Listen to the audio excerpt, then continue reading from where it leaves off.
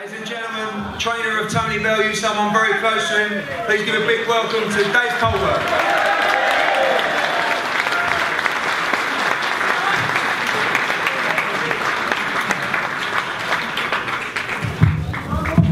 Could at least got a step for me, eh? Bit nervous, this. Well, this better be good,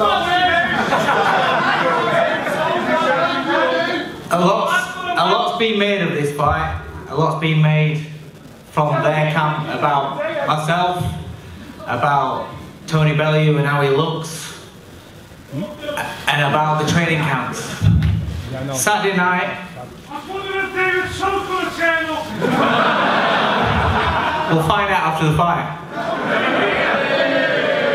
The real issue, listen, bottom line is, yes, I used to work with him. Yes, I used to work for Haymaker. And do you know what? In those days, he was a great fighter. He was fast, he was elite, he was very, very good.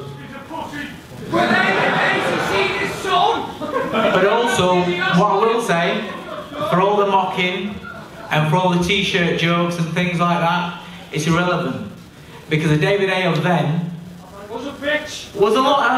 seemed to be a lot happier man. Today, the last press conference, he just seemed so bitter, so angry, so fed up with the world, fed up with the sport.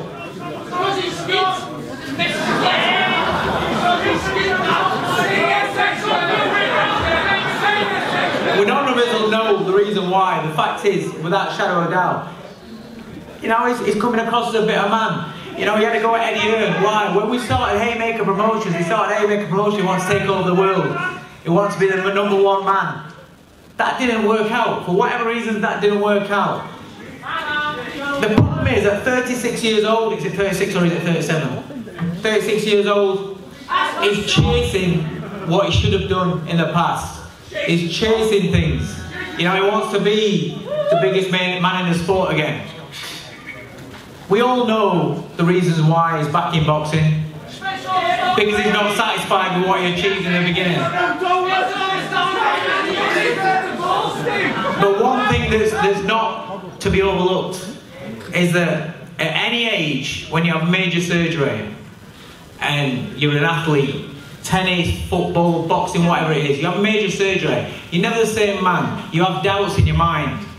At 36 years old, when your surgeon is advising you, you need to be retiring from the sport, and then you come back, you build up your muscles so you look great. You don't know how you're going to perform on that night. You don't know how that shoulder is going to hold up.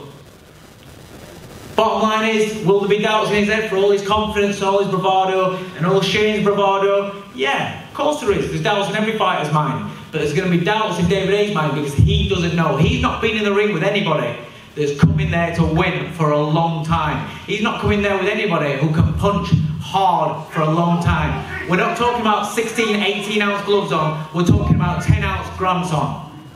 And Bellew's going to come in and he's coming to knock him out. And whatever way that we do that, that's what's going to happen. It's going to be a great fight. It's going to be a dangerous fight. We're not stupid. We acknowledge that this is a tough fight and this is a dangerous fight. If they want to make out as though, you know, this is easy, it's going to be his easiest fight, that's their dues. We're not fooled. You've trained hard, we know that. Body beautiful, everything looks fantastic. But muscles don't win fights. If Evander Holyfield lost to a James Toney who was fat, if Evander Holyfield lost to Riddick Bowe who was fat, you know? He isn't James Toney, he isn't Riddick Bowe, but you're not Evander Holyfield.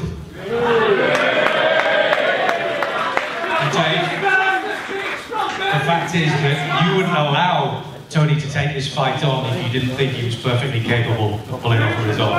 No. I've got confidence in Tony Bellew. We've worked together for 3 years, and I pretty much know him inside out. You know, I see what he's capable of.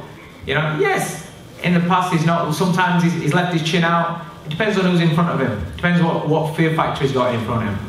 Saturday night, he's not going to go in there like a BJ Flores fight.